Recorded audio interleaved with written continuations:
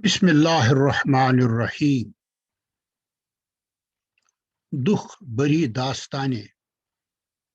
कहा जाता है कि जब गौतम बुद्ध पैदा हुए, वक्त के नजूमियों और ज्योतिषियों ने शाही खानदान में एक पैगाम पहुंचाया कि शहजादे को कोई दुनिया के दुखों और अलमियों से आगाह न करे और न कोई ऐसा फर्द उनसे मिले जो दुखी हो, क्योंकि इंसानियत के दुख सुनकर शहजादा महल को छोड़ देगा और वो जंगल में अपना जिंदगी का बसेरा करेगा।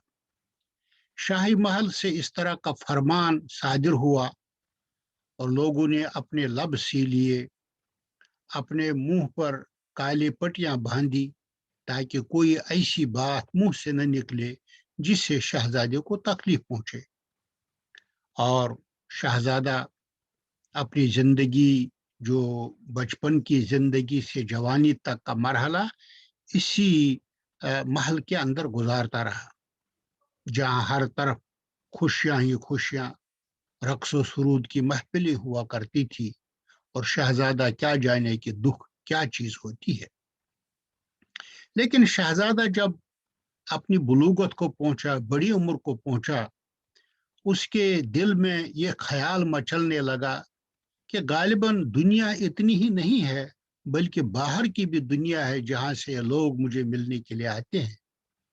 उन्होंने जिद की कि मैं भी दुनिया की सैर करने के लिए निकलूंगा। गर्च शाही महल बहुत ही लायतोलाल से काम लेने लगा, लेकिन शहजादा बजिद हुआ और आखिरकार ये हुक्म दिया गया कि रास्तों को सजाया जाए, महल्लात पर कुमकुमे लगाए जाएं, और जो मुरझाई हुई खेतियां हैं या मैदान हैं, उनकी घास को उखाड़ कर मसनूई घास लगाई जाए। और जो दरख्त खजां का पैगाम देते हैं, जिनसे जर्द पत्ते उतरते रहते हैं, गिरते रहते हैं, उन दरख्तों को भी रास्ते से साफ किया जाए। पूरे शहर को एक दुल्हन की तरह सजाया गया और दूसरे दिन शहजादे का पुरतपाक इस्तकबाल के लिए रक्स सुरूद की महफिलों का इनेकाद किया गया और बहुत बड़ा शानदार जुलूस निकाला गया, जिसके आगे आगे लोग ढोल बजाते रहे। और शहजादा बड़ा खुश हो रहा था, हर तरफ खुशियां ही खुशियां थी, रक्स और सुरूद ही था। लेकिन उसने दूर से एक बूढ़े, ज़ईफ, कमजोर इंसान को, जो अपनी कमर झुकाए हुए अपनी लाठी की टेक पर चल रहा था, दूर से देखा। और उसने जब इसको देखा तो अपने पास बुलाया और कहा, बूढ़े मियाँ, क्या हाल है, क्या तलाश कर रहे हो जमीन पर? उसने कहा, साहब, मैं कोई चीज तलाश नहीं कर रहा हूँ, मैं बहुत ही दुखी हूँ। मुझे उलझनों और अलमियों ने अपना घर बना रखा है। मैं सुकून तलाश कर रहा हूँ। इस दुनिया में सुकून अनका है, मुझे उस सुकून की तलाश है। ये कहना था।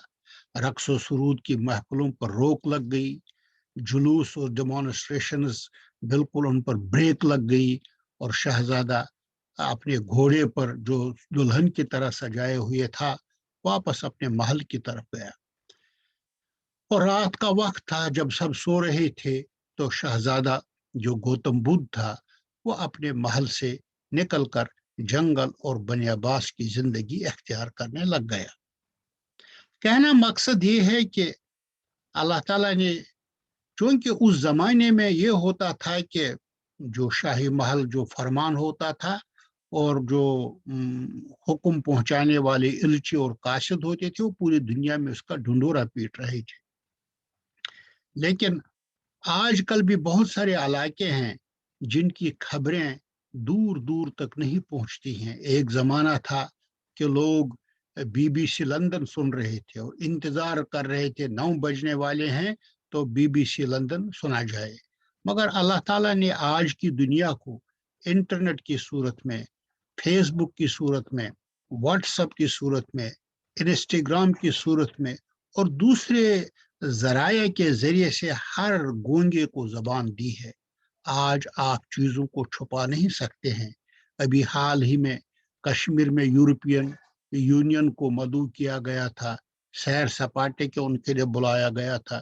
بالکل انہوں نے اسی طرح سے کیا جس طرح سے گوتم بدھ کی استقبالیہ کے لیے وہاں کے درخت جو سڑکیں تھیں ان کو سجایا گیا تھا اور باقی دوسرے راستے بند کر دیے گئے تھے، اور بالکل ہی سبززار قالین اور کارپیٹ بچھائے گئے تاکہ یورپین سیاحین جو ہے ان سے لطف اندوز ہوں، اور ان افراد کو جو بزوام خود لیڈر بنے ہوئے ہیں ان کو بھی بہرحال ان کے گھروں میں مقید کیا گیا تاکہ وہ اپنا دکھ درد ان یورپین سیاحوں کو نہ سنا سکیں۔ اور صورتحال یہ کہ وہ نہیں سن سکے اس لیے کہ وہ بند تھے کسی کو آنے جانے کا۔ البتہ جو شاہی محل کے کچھ لوگ تھے من پسند جن کو تیار کیا گیا تھا، وہ بہرحال اپنی اپنی بپتا سنانے لگے کہ ہمیں اس طرح سے نوازا جاتا ہے، اس طرح سے نوازا جاتا ہے۔ حالانکہ اس سے چند دن پہلے ہی 3 نوجوانوں کو موت کے گھاٹ اتارا گیا تھا اور ان کو اندھیری رات میں انہیں دفن کیا گیا تھا، یہاں تک کہ ان کے والدین یا ان کے جو رشتہ دار تھے قریبی ان کو بھی جنازے میں گویا شریک ہونے نہ دیا گیا۔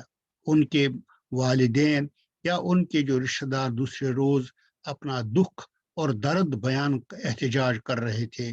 ان بیچاروں کا کوئی قصور نہیں ہے، ان میں تو یونیورسٹی گریجویٹس تھے جو نوجوان تھے جو اپنے مستقبل کی تلاش کر رہے تھے۔ معلوم نہیں کیوں لوگ اس پر تلے ہوئے ہیں کہ دوسروں کی جان لیں، ان کو قتل کریں بے گناہ ناحق۔ بہرحال یہ ایک کشمیری کی داستان نہیں ہے، گزشتہ 40 سال یا 30 سال میں جو کچھ ہوا ہے اب تو یہاں پر ہر گھر، ہر محلے، ہر شہر میں قبرستان ہی قبرستان نظر آتے ہیں۔ لگ بھگ میرے خیال میں سری نگر میں ہی، شہر سری نگر جو ہے اس میں 400 سے 500 کے قریب جو گزشتہ 30 سالوں کے دوران نئے مقبرے تعمیر کیے گئے ہیں۔ بہرحال کشمیری اس آس میں ہے کہ کوئی لیڈر آئے گا جو ہمارا مداوع کرے گا۔ ابھی اس وقت جو لیڈرشپ ہے یا جو لوگ وہاں پر ہیں وہ سمجھتے ہیں شاید یہ ہمارے دکھوں کا مداوع نہ کر سکے۔